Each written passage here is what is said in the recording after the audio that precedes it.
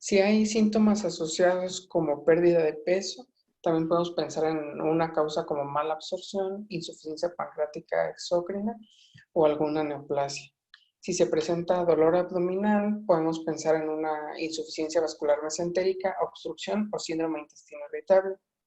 Si hay sensación de distensión abdominal o la presencia de flatos, podemos pensar en malabsorción de carbohidratos.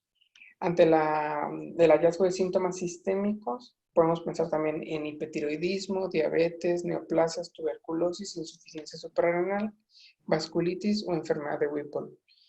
Y si hay dolor articular o artritis, también podemos pensar en una enfermedad inflamatoria intestinal. En cuanto a los factores de riesgo, pues hay que descartar que la causa sea por algún medicamento. Si tiene el antecedente de radiación previa, también tenemos que descartar esa como una causa. Si hay el antecedente de una cirugía abdominal, también tenemos que pensar en eso. Si hay diabetes, esa puede ser la causa, si es un paciente inmunocomprometido o si tiene el antecedente de infecciones recurrentes. En cuanto a la dieta, también tenemos que interrogar la persistencia del consumo de alimentos con o sin azúcar, ya que pues algunos edulcorantes pueden ser causa de diarrea. La ingesta de leche, algún sustituto en los alimentos, si son intolerantes a la fructosa, pues lo de la leche por la deficiencia de lactasa y si se ha expuesto a fuentes de agua contaminada o alimentos contaminados. También los viajes, pues es por ello. También una causa, el abuso de laxantes y la historia familiar también es algo importante. En cuanto a la exploración física, pues también esta nos va a dar muchos indicios sobre el diagnóstico. Si vemos que es un paciente que tiene desnutrición, que está hinchado, podemos pensar que sea una causa de mala absorción. Si tienen alguna pigmentación de la piel, pues son muchas, todo lo que listo aquí, pero esto nos va a orientar hacia el diagnóstico. Bueno, la clasificación la vamos a clasificar de acuerdo al sitio de localización, que sea de causa colónica o de causa extraintestinal. De causa colónica, mencionando algunas, pues tenemos las neoplasias, enfermedad inflamatoria intestinal, colitis microscópica, enfermedad celíaca, enfermedad de Crohn, diarrea por ácidos biliares, sobrepoblación bacteriana por radiación. Y en las extraintestinales tenemos pancreatitis crónica, causas endocrinas como hipertiroidismo, diabetes y causas mixtas. Esa es la clasificación de acuerdo a la localización. Y de acuerdo a las características de la diarrea, la vamos a clasificar como osmótica, secretora, inflamatoria y motora. La osmótica generalmente se atribuye al alimento que se consume. Entonces, el soluto que se consume no se puede absorber, jala agua y demás componentes hacia la luz intestinal y pues provoca una diarrea muy abundante. Entre causas de esta, pues tenemos solutos no absorbibles como el sorbitol, que es un edulcorante, la lactosa o el magnesio. Y la diarrea secretora, a diferencia de la osmótica, es una diarrea aún más abundante, más acuosa, y el mecanismo es similar. Nada más que aquí lo que afecta a la absorción es el mal funcionamiento del AMP cíclico. Y aquí lo podemos observar en gastroenteritis y asociada a toxinas bacterianas. La diferencia entre la osmótica y la secretora es que la osmótica tiene un pH más bajo, que es inferior a 6. Y si queremos hacer alguna medición, podemos encontrar sodio inferior a 75 miligramos por decilitro y una brecha aniónica menor a 70. En cuanto a la diarrea inflamatoria, pues se asocia a lesiones en la mucosa, la cual va a disminuir el área de absorción intestinal. Entre ellas, causas puede ser la enfermedad inflamatoria intestinal o diarrea infecciosa. Y la diarrea motora se asocia a problemas en la motilidad, ya sea por hipo o hipermotilidad. Entonces, en este caso, la hipermotilidad, tenemos un tránsito intestinal rápido, lo cual disminuye el tiempo de absorción y por consiguiente las evacuaciones van a ser muy líquidas. Esto lo podemos observar en trastornos funcionales como hipertiroidismo, hiperparatiroidismo, esclerodermia, diabetes. En cuanto a la evaluación, una vez que tengamos una sospecha clínica, el abordaje pues va a ser dirigido hacia ello. Pero de forma general podemos solicitar una biometría hemática, reactantes de fase aguda, albúmina, cinética de hierro, electrolitos séricos, la química sanguínea, pruebas de funcionamiento hepático y el perfil tiroideo. Eso de forma global. Ya una vez que tenemos encaminado o orientado el diagnóstico, pues vamos a pedir estudios muy específicos para llegar pues a lo que pensamos que es el diagnóstico. En cuanto a la biometría hemática, podemos observar anemia, misma que la vamos a poder encontrar en enfermedad celíaca, enfermedad inflamatoria intestinal o síndromes de mala absorción. Algo específico, el anticuerpo antitransglutaminasa tisular va a ser específico y el estándar de oro en la enfermedad celíaca. PCR elevado lo vamos a poder observar en cualquier proceso inflamatorio, pero es algo inespecífico. La calprotectina fecal elevada también en diarreas inflamatorias. Y la prueba de sangre oculta en heces también nos va a hablar de alguna enfermedad orgánica, pero como lo veíamos ayer, también es algo inespecífico. Bueno, las características de las heces también nos van a orientar hacia el diagnóstico. Hablando de heces que tienen gran contenido de grasa, pues van a ser heces pálidas, voluminosas, va a ser una diarrea sin flatulencias y con esteatorrea.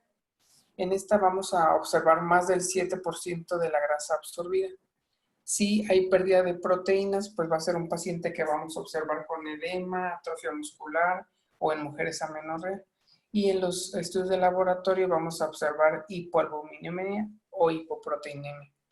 Si hay pérdida de carbohidratos, vamos a tener una diarrea acuosa, presencia de flatulencias, un pH ácido de las heces.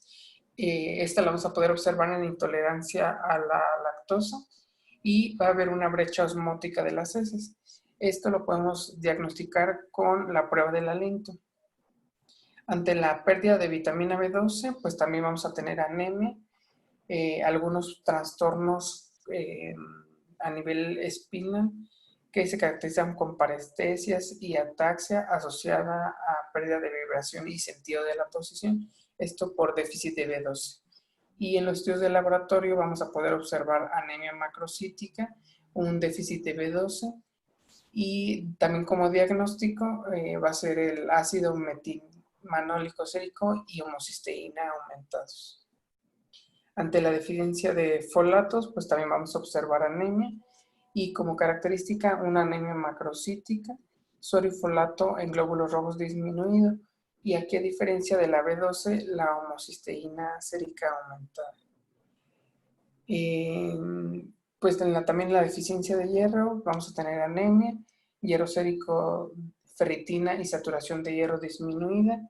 Ante la deficiencia de calcio y vitamina D, también vamos a observar hipocalcemia, aumento de fosfatasa alcalínica sérica y en la densitometría ósea pues va a ser anormal. En la deficiencia de vitamina A, el retinol sérico va a estar disminuido y la deficiencia de vitamina K, pues vamos a observar hematomas o trastornos hemorrágicos y en los estudios de laboratorio la vitamina K sérica, factores de coagulación dependientes de K van a estar también disminuidos. Como les decía, ya si tenemos pues una sospecha clínica muy alta sobre alguna patología, pues vamos a pedir estudios muy en particular para establecer el diagnóstico de la misma. Si pensamos en enfermedad celíaca, tenemos pues, anticuerpos antiendomicio, anticuerpos transglutaminasa tisular, y de ellos el más específico va a ser el antitransglutaminasa tisular, sobre todo si es inmunoglobulina A. Entonces lo vamos a solicitar si pensamos que es enfermedad celíaca. Este tiene una especificidad del 100% y una sensibilidad del 88.5%. Recordando que la enfermedad celíaca pues es una intolerancia hacia la gliadina que contiene algunos cereales como trigo, cebada, avena y centeno. Entonces aquí la dieta pues nos puede llevar hacia el diagnóstico. Si interrogamos y nos dice que cuando consume alguno de estos productos siente que tiene diarrea, entonces pues el diagnóstico lo debemos orientar hacia acá. En el caso de existencia de alguna inmunodeficiencia o infecciones, pues hay que solicitar coprológico y coproparasitoscópico seriado.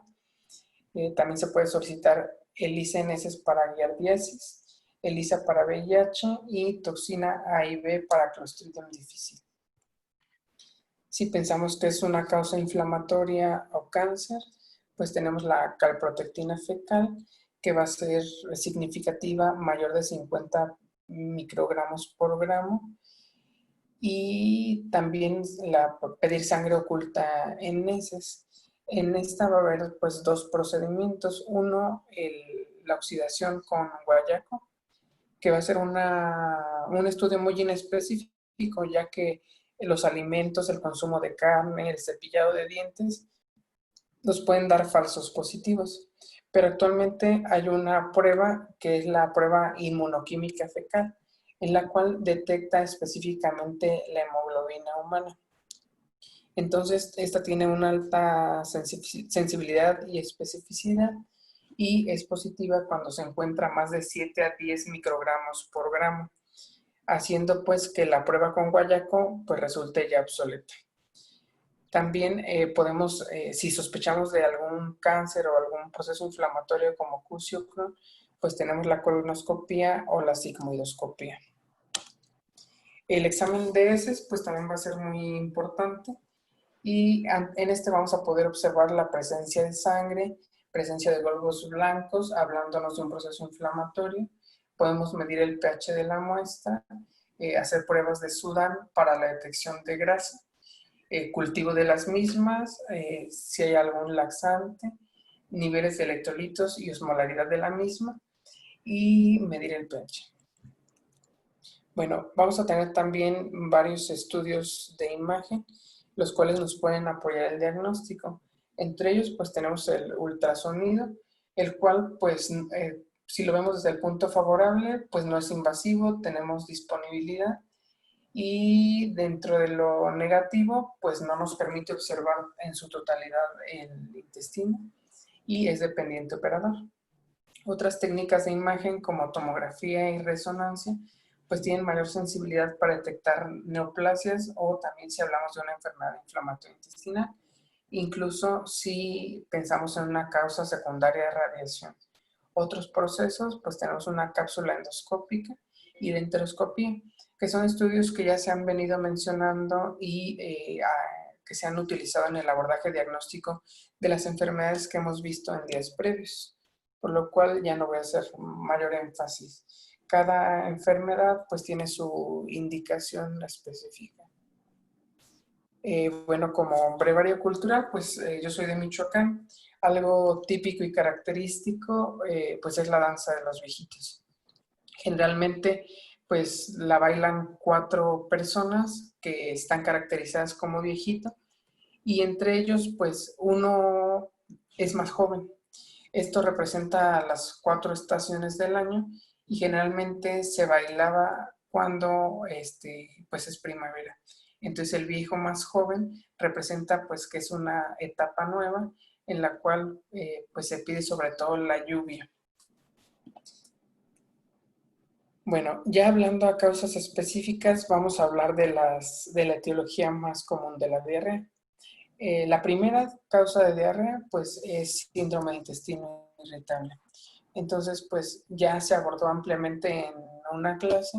Entonces, nada más vamos a ver ahorita rápidamente los criterios de Roma, que es un dolor abdominal recurrente, que puede ser un día a la semana en los últimos 3 meses, acompañado de 2 o más de los siguientes síntomas, que esté relacionado con la defecación, que haya cambios en la frecuencia de las deposiciones y que esté relacionado con cambio en la consistencia de las mismas sin existir una causa sistémica que lo cause.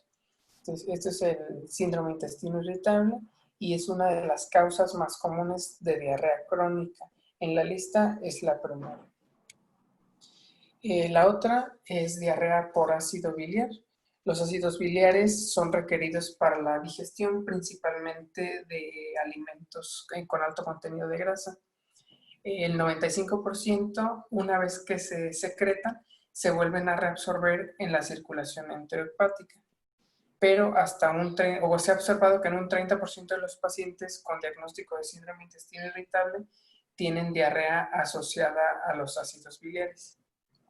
Si sospechamos que esta sea la causa, vamos a tener 3 pruebas.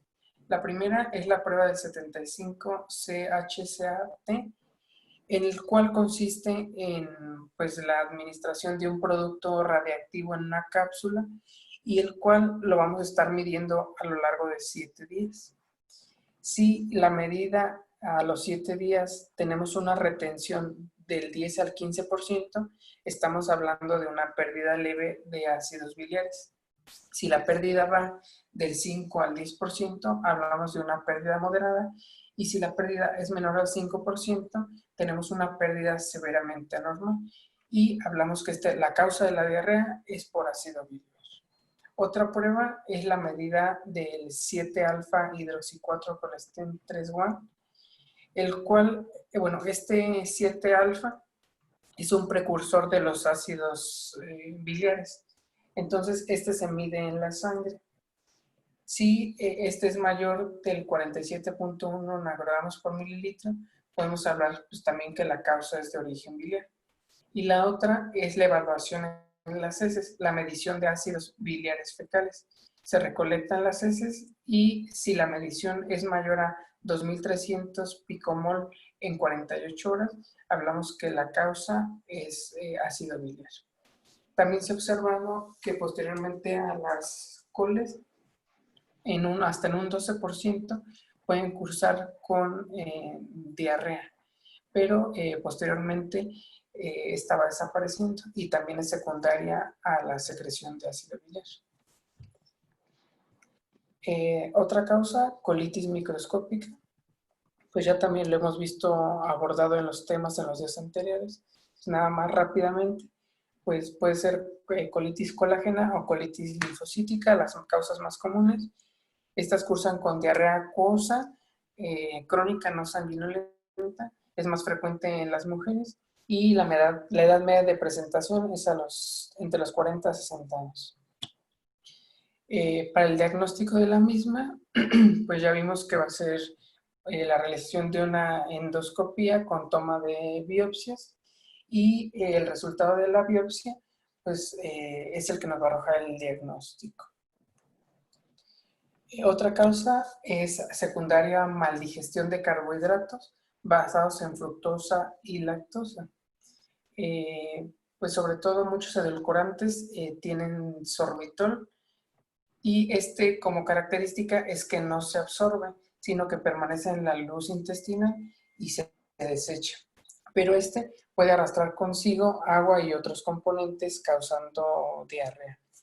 La fructosa generalmente se absorbe en el epitelio a través de un transportador, el GLUT5, y el GLUT2 que absorbe glucosa y fructosa. Entonces, si hay alguna alteración a nivel de estos transportadores, pues vamos a ver diarrea. Aquí, como prueba, podemos realizar pruebas del aliento, ya que los carbohidratos se reducen a agua e hidrógeno. Entonces, lo que vamos a medir en la prueba del aliento es el nivel de hidrógeno.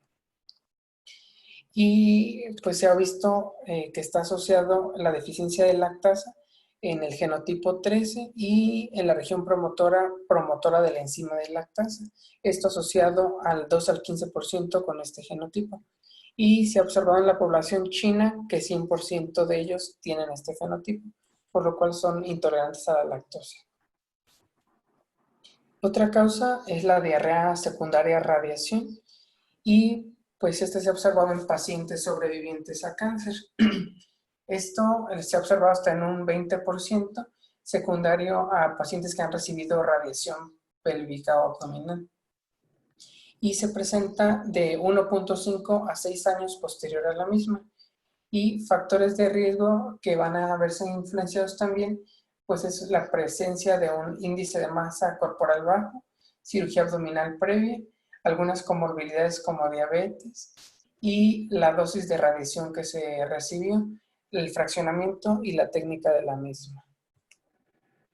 Otro, pues es la presencia de tránsito intestinal rápido, y esto lo vamos a observar sobre todo en enfermedades endocrinas como el hipertiroidismo o hiperparatiroidismo, así como en neuropatía asociada a diabetes. Y aquí la prueba diagnóstica sería la manometría intestinal o colónica. Algunos exámenes específicos para malabsorción, pues vamos a observar que la malabsorción puede deberse a alteración del sistema de la digestión. Recordemos que, por ejemplo, los ácidos biliares contribuyen a la degradación de las grasas, entre otras cosas, y las enzimas pancreatobiliares también van a contribuir al proceso de digestión. Entonces, la ausencia de alguna de estas enzimas pues van a ser causa de diarrea. Bueno, hablando del páncreas, vamos a observar mala absorción de grasa. Y esta va a ser secundaria a una insuficiencia exócrina pancreática que observamos en pancreatitis crónica, carcinoma pancreático o alguna intervención pancreática. La característica de las heces pues va a ser la presencia de esteatorrea, pérdida de peso y cuando observamos esta, hablamos que ya hay una pérdida sinar mayor al 90%. Los síntomas los podemos observar de 10 a 15 años después de los primeros síntomas y la secreción de lipasa va a verse disminuida. Tenemos aquí varias técnicas para el abordaje diagnóstico, desde pruebas de imagen hasta pruebas directas. Entre ellos, la medición de la elastasa fecal, pues va a ser una proteína que pertenece a la familia de serina de proteasas, la cual va a ayudar a degradar proteínas para ser absorbidas, y esta es sintetizada y secretada por el páncreas. Entonces, su disminución nos habla que hay un problema a nivel pancreático. Esta tiene una sensibilidad del 73 al 100% y una especificidad del 80 al 100%. Su medición, tenemos valores normales que van a ser de 200 a 500 microgramos por gramo. Y cuando hablamos de una insuficiencia pancreática leve a moderada, este va a disminuir de 100 a 200 picogramos por gramo, y una insuficiencia pancreática severa menos de 100 microgramos por gramo. Entonces, este es un estudio no invasivo que nos permite llegar al diagnóstico. Otras pruebas pues pueden ser pruebas de imagen, como un ultrasonido, una tomografía o una resonancia, en la cual vamos a poder observar destrucción focal o segmentaria del parénquima pancreático, dilatación del conducto pancreático o calcificaciones. Eso a nivel de páncreas. Otra causa, tenemos sobrecrecimiento bacteriano del intestino delgado, y hablamos que la colonización bacteriana normal es menor a 104 unidades formalares de colonia por mililitro. Cuando hay más de 105, hablamos ya de un sobrecrecimiento. Esto pues está asociado a la disminución del tránsito, la presencia de acloridria, la cual podemos observar con el paso de los años y a mayor edad. También la administración de inhibidores de la bomba de protones. Y aquí el diagnóstico vamos a llegar a través de un cultivo de aspirado del intestino delgado, así como el cultivo de biopsias no lavadas. Otras son las pruebas de aliento. Estas tienen una baja sensibilidad y especificidad y nos puede dar un falso negativo hasta en un 3 a 25%. Y a través de una gammagrafía podemos aumentar la sensibilidad hasta un 39% y la especificidad del 100%. Pero muchas veces aquí se dan tratamiento con antibióticos y pues esa es la prueba diagnóstica, ya que mejoran posterior a la administración de los mismos. Este cuadro pues resume todo lo de lo que hemos hablado el día de hoy.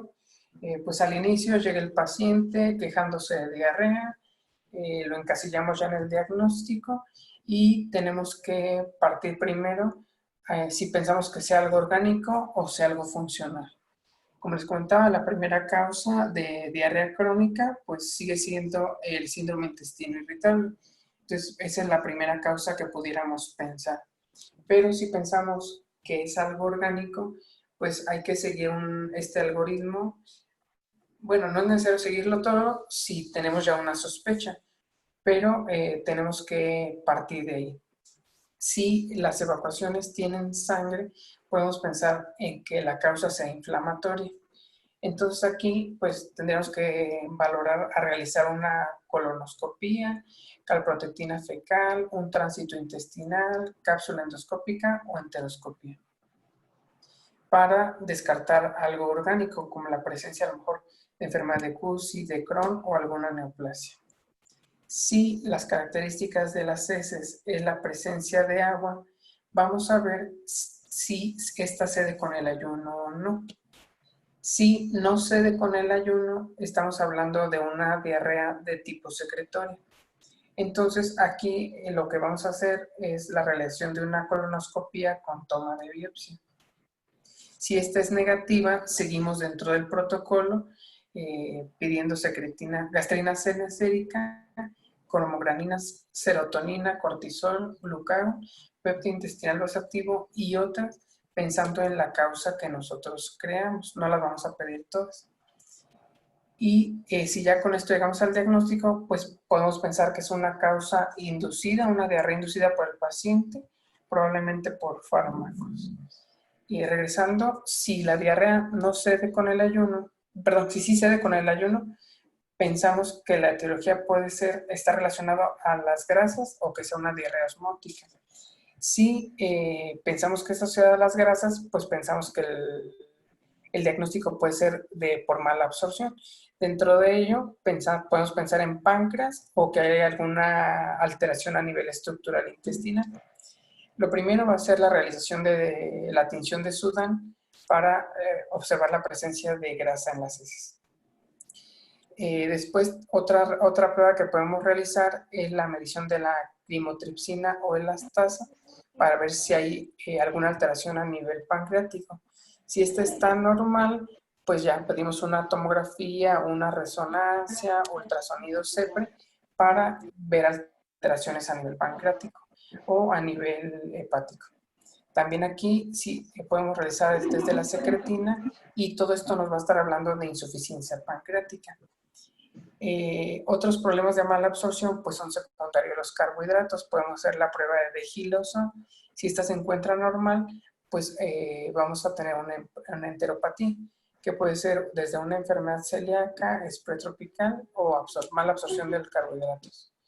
Y también podemos realizar el test del hidrógeno, así como test de intolerancia a la lactosa, fructosa o la realización de unas leche. Bueno, en cuanto al tratamiento, lo primero es suprimir aquello que nos está causando y tiene que ir orientado el tratamiento hacia eso, sea cual sea. Si es un problema inflamatorio, tenemos que quitar el problema inflamatorio. Si la causa es una infección, la tenemos que quitar. Si es por alguna deficiencia de lactasa o intolerancia a la lactosa, tenemos que quitar cuál es la causa. No, es que sabes que le quito el palito porque ese palito y es se secundaria agarra por el trapeador. ¿Ya ves que a el la otro se administración botaba? de No, no fármacos, se pues rompió, tenemos nomás que que le tengo que volver a retirarlos. poner. Si se asocia a mala Pero sí está absorción de bien ácidos incómoda, ese está biliares, bien pues pesado. tenemos que dar a un secuestrador Sí, de ácido biliar, lo cual nos está va a bien ayudar a cara. mejorar la diarrea. Y pues si pensamos que es algo maligno, alguna neoplasia, pues tenemos que ir directamente. Entonces, el tratamiento siempre debe ir orientado a suprimir la causa de base. Vamos a partir de esta pirámide. Primero, pues es que no se encuentra un diagnóstico específico, pero tenemos que dar un tratamiento. La otra es que el diagnóstico no tiene tratamiento específico y en la otra, pues que el tratamiento ha fallado y el paciente persiste con diarrea. En cuanto al tratamiento empírico, pues tenemos varios fármacos, entre ellos algunos opiáceos como loperamida, difenoxilato, en el cual es beneficioso en diarreas acuosas leves a moderadas.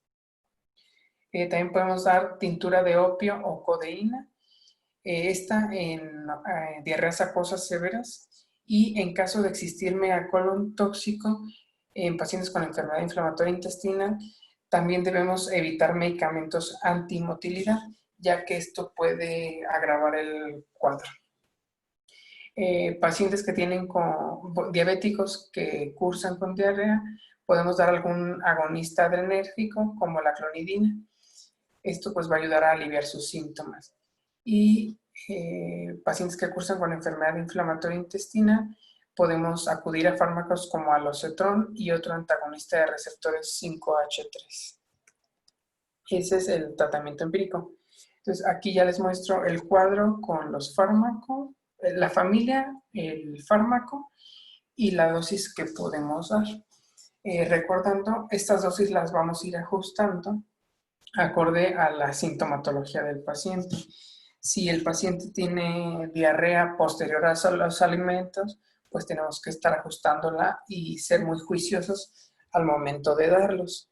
Por eso les insistí al inicio de la plática en que pues iba a ser muy enfático en toda la historia clínica del paciente, ya que esto nos va a hablar tanto del diagnóstico y posteriormente podemos ajustar el diagnóstico adecuadamente a lo que el paciente necesite.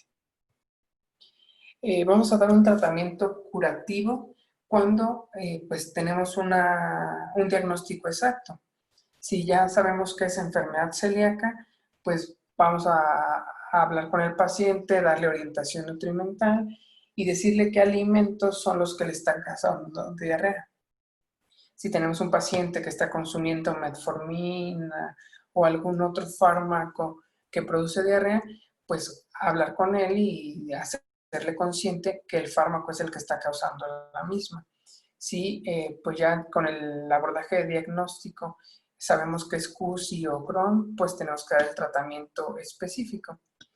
Y pues hablamos de tratamiento curativo cuando llegamos a un diagnóstico específico y damos el tratamiento específico para ello. Como conclusiones, pues el tema fue muy amplio, hay mucha tela de dónde cortar, pero en días previos hemos hablado de todas las patologías que cursan con diarrea. Entonces, la evaluación inicial debe dirigir al clínico a determinar, pues primero, cuál es el diagnóstico.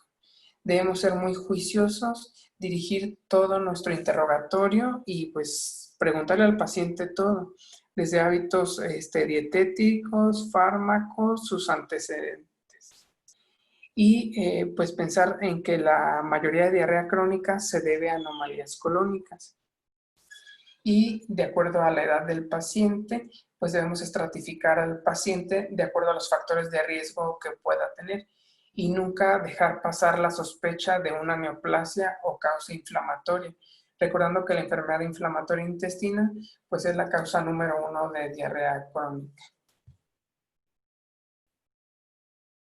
Y me parece que es la última, y ya nada más para cerrar, les voy a presentar este video.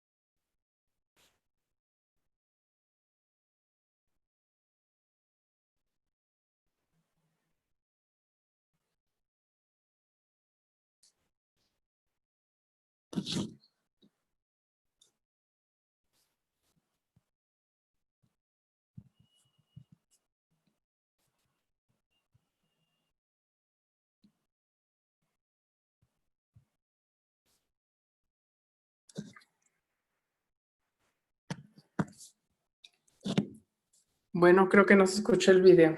Se los mandaré ya por WhatsApp.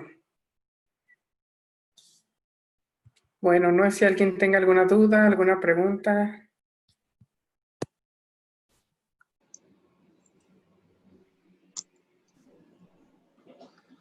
¿Dónde dan las clases para juntarme? Pues ahí cuando quiera. ¿Eh? Cuando quiera, ya sabe, doctor. Está bueno. Oye, de todos los exámenes, por ejemplo, ¿quién ha hecho, quién hace o la de Gilosa? Muy complicado. ¿O alguna vez la han solicitado ustedes? No. Es un tema muy amplio, con muchas aristas, difícil. A veces es complicado enfrentar a un paciente con diarrea crónica. Quizá valga la pena abundar un poco más en las enfermedades que tienen mayor prevalencia en nuestro medio. ¿Cuál piensan ustedes que es más prevalente como causa de diarrea crónica? Intestino irritable.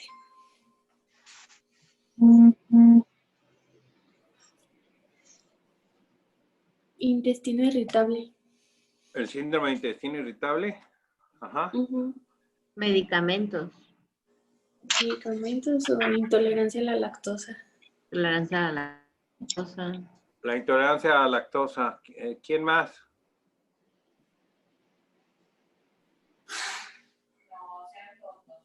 medicamentos. Ajá. ¿Qué tal la enfermedad celíaca? ¿Qué tanto hacen el diagnóstico de la enfermedad celíaca? No Nunca sé me si ha tocado. habitualmente en el protocolo ¿tienen un protocolo de diarrea crónica? Como, digamos, a veces como servicio, o cada quien maneja la diarrea crónica, dependiendo de cómo va el paciente, o no sé. Solo recuerdo haber visto un paciente con diarrea crónica, pero ya lo habían, en la consulta, pero como que ya lo habían protocolizado porque ya tenía mucho tiempo con nosotros. Entonces ya cuando yo lo vi, era secundario a intestino irritable. Ok, Y no me ha tocado otro, fíjese. bueno. No sé si después de la sesión alguien, por supuesto que la sesión, el tema que tocó Neftalí es difícil, pero él tocó muchas causas, la manera de diagnosticarlo, en fin, ¿no? ¿Qué les queda a ustedes, Carlos, de enseñanza?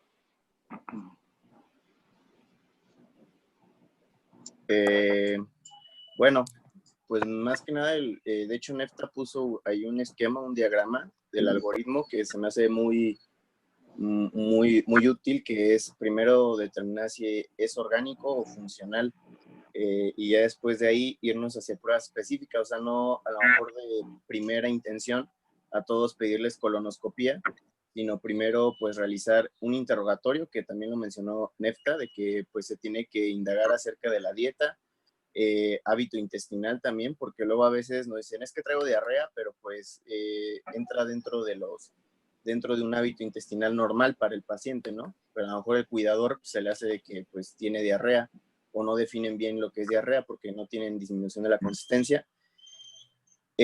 También, por ejemplo, pues pruebas de función tiroidea también serían importantes ahí realizar, que luego también pasa infradiagnosticada con un trastorno tiroideo.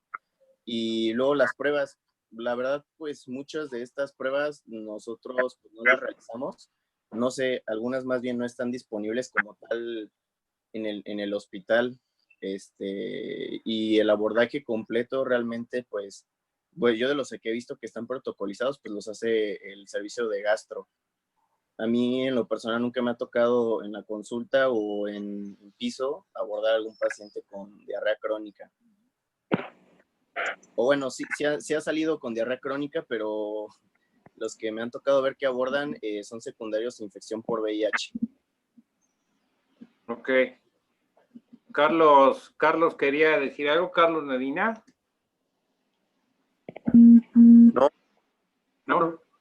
Todo bien. No. Citlali. Está. Yo creo que sí, abordaje de diarreas crónicas es una de las, yo creo, etiologías más difíciles a las que uno se puede encontrar en el paciente, ya sea hospitalizado o ambulatorio.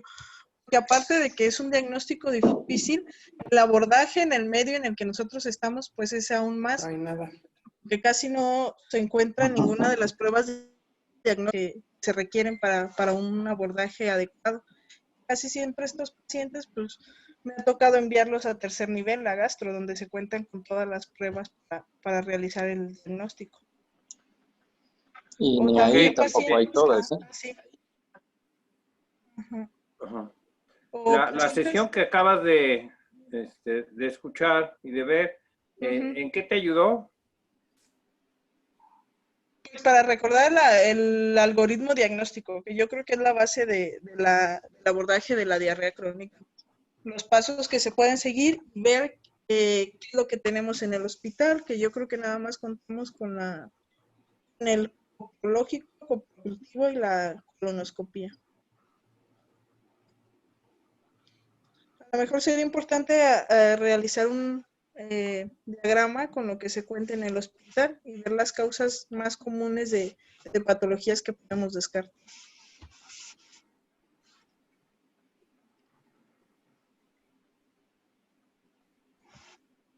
Ok, está bien. No sé si alguien más, ¿verdad? Va a hablar. Juan Carlos, José Juan. Sí, doc. Ajá. Pues mire, en general, incluso en el medio privado, no hay una gran cantidad de pruebas.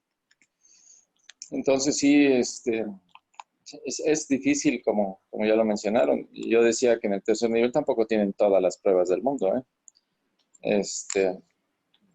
No sé en la actualidad, es que hayan estado ya, sí, ya han visto algún protocolo bien establecido y alguna otra prueba, o que han visto que hace el doctor Vega, porque habitualmente todo es manejo clínico y dietético. Yo solamente he tenido un diagnóstico, por ejemplo, de una enfermedad celíaca tropical, un sprue celíaco tropical, pero que se hizo el diagnóstico en Estados Unidos y básicamente por marcadores de anticuerpos y biopsia, pero biopsia de intestino delgado, lo cual nosotros no contamos con esa prueba. Vía endoscópica, no fue vía laparoscópica ni nada por el estilo. Entonces, sí es complicado. Yo intenté hacer un protocolo de una pacientita con una diarrea de más de 2 años, ya multiestudiada y con varias colonoscopías sin llegar al diagnóstico. Y empecé a hablar a laboratorios y nadie tenía las pruebas de marcadores, nadie las tenía. Yo no sé si alguno de ustedes la ha solicitado y se las han hecho, ¿sí? Para eso ya se había descartado una gran cantidad, ¿no? De enfermedades parasitarias, inflamatorias intestinales. Y lo único que quedaba era tratar de identificar si no era una enfermedad celíaca por anticuerpos. Y nadie las tenía en ese momento, ¿sí? Pruebas funcionales hepáticas, incluso de páncreas ya se había hecho varias pruebas. Entonces, bueno, la paciente sigue con diarrea, porque le dé lo que le dé, la paciente tiene episodios de mejoría y luego otra vez exacerbación. Y ahorita la tengo con dieta sin gluten y pues ahí la llevo, medio sobreviviendo. Aquí deben de pensar también ustedes que una gran cantidad de nuestros alimentos los procesan en las mismas máquinas donde procesan la avena, el trigo, y entonces vienen contaminados con cantidades pequeñas, pero pues es bien difícil para ellos luego pues, comer, evitando estos productos. Pues nada más. Oiga, Doc, ¿y qué opina usted sobre la loperamida? Porque pues, hay como discusiones, ¿no? O sea, si la das, no se la das, o ya cuando uno se rinde en el diagnóstico ya le da la loperamida. A ver, ¿quién en particular? ¿Yo, el doctor Lascano, José Juan? Pues ustedes que son los expertos, porque... Yo que padezco de una enfermedad diarreica crónica, la verdad es que no la recomiendo. ¿Sí? Se recomienda solamente en aquellos casos donde las evacuaciones son muy frecuentes, muy abundantes, que tienen coliquito y que el paciente está en riesgo de deshidratación y que se puede descompensar de otras patologías y solamente de rescate. Nunca más de 3 al día ni más de 3 días seguidos, y hay que obviamente tratar de encontrar la causa y darle otras alternativas. Los ajustes en la dieta.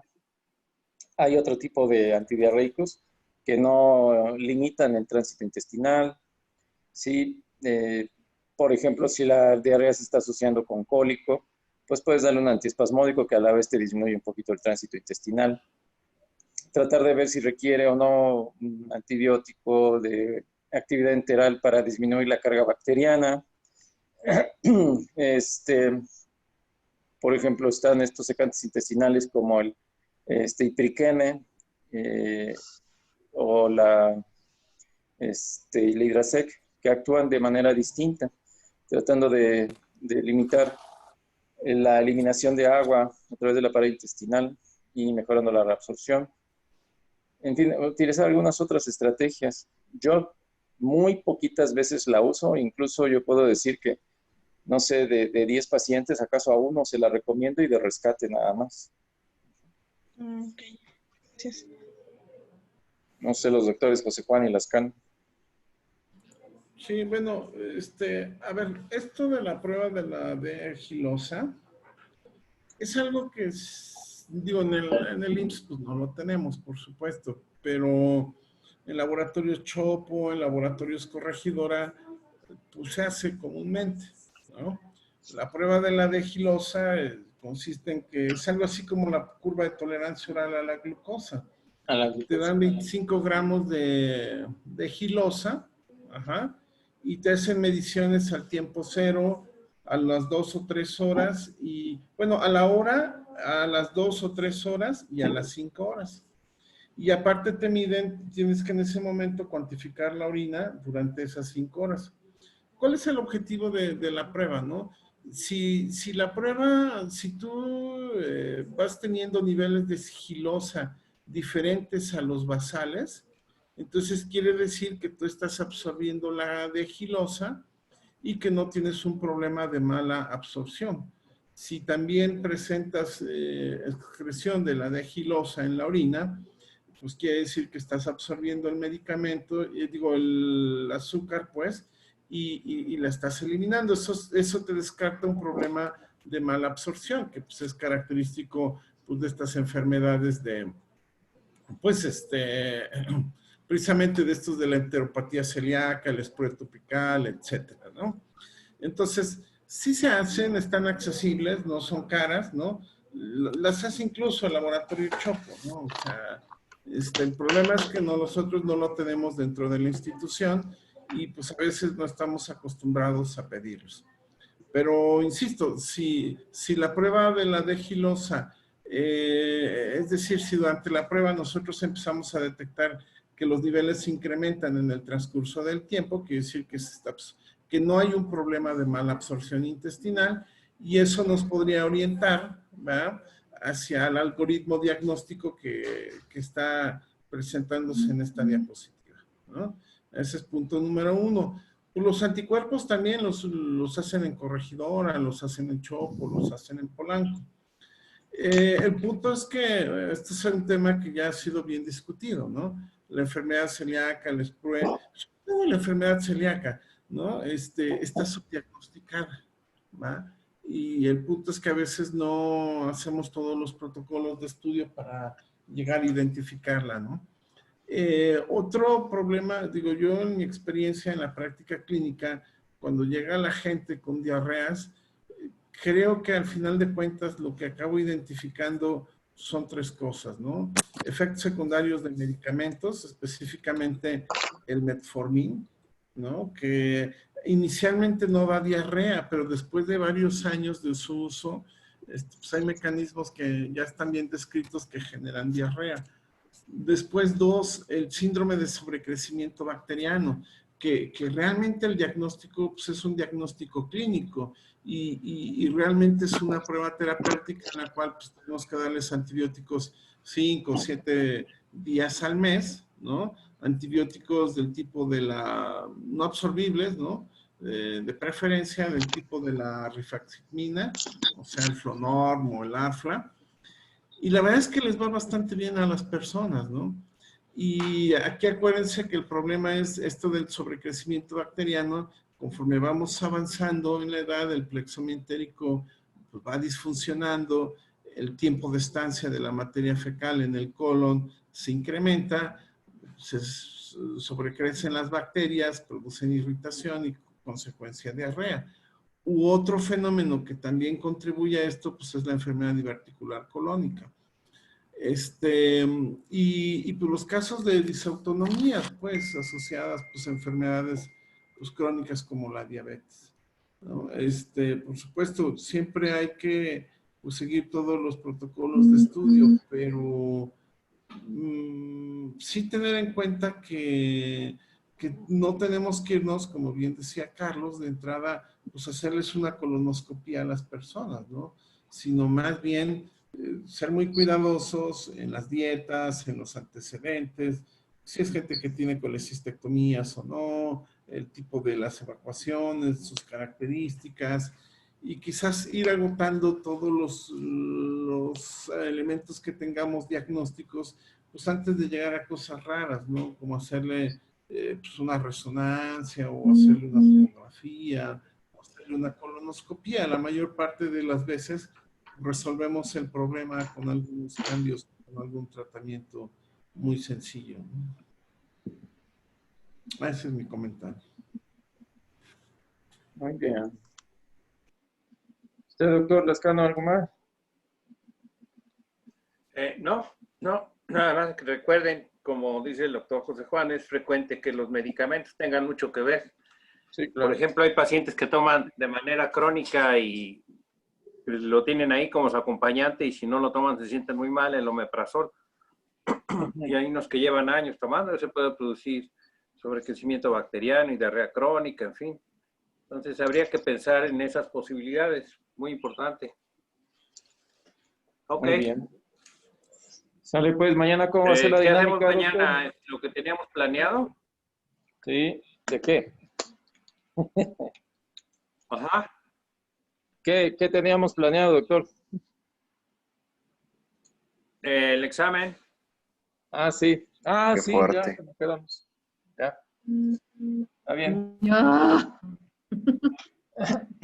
Bueno, Por eso. voy a ver qué metodología podemos hacer, ¿no? Perfecto. Ok, doctor. Va a Muy ser de bien. todos los temas del mundo. Oye, una pregunta técnica, Neftali. Sí, doctor, dígame. ¿Te veías doble? ¿Mande? Sí, ahorita. Tiene diplopia. ¿Estabas usando otro teléfono? Ah, sí, es que para que computadora? escucharan mejor. Entonces entraste tanto con el teléfono como Como con la computadora, Ah, ya. para que me escucharan Ajá. bien. Y por ejemplo, en el video que pusiste, tendrías que haber activado el volumen de tu computadora. No, estaba O activado el viceversa. volumen de la computadora. Más bien yo creo, bueno, la semana pasada creo que también el doctor Arturo presentó unos videos y Ajá. se veía el video, pero el audio no. Entonces creo que es problema del sistema, del programa, Del programa. y que no reproduce por algún motivo el audio. Porque de hecho el video lo descargué y lo pegué a la presentación. Entonces cuando están pegados a la presentación, automáticamente corre el video con audio. Entonces yo pensé que esto era lo que pasaba, pero más bien la plataforma es la que nos deja. Ok.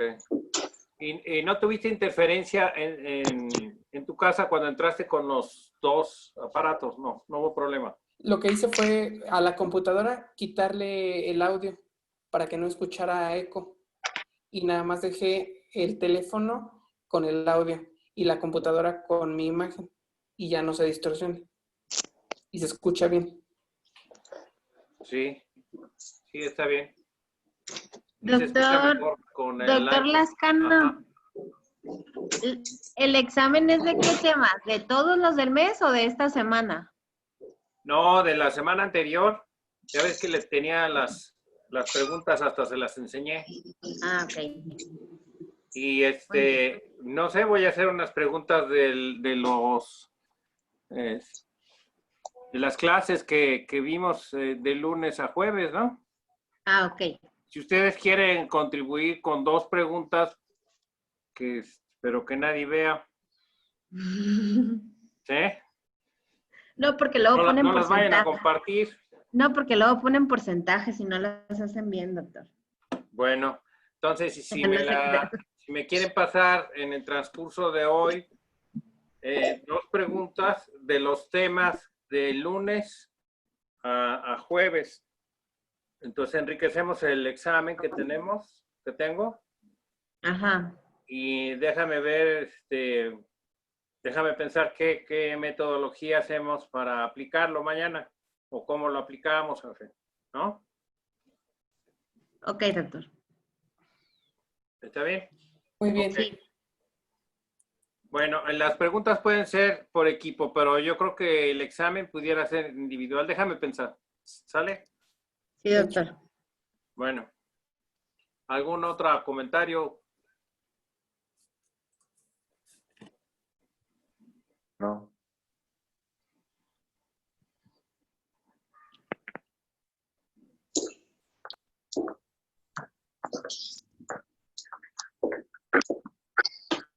Ok. Bueno. Nos vemos mañana.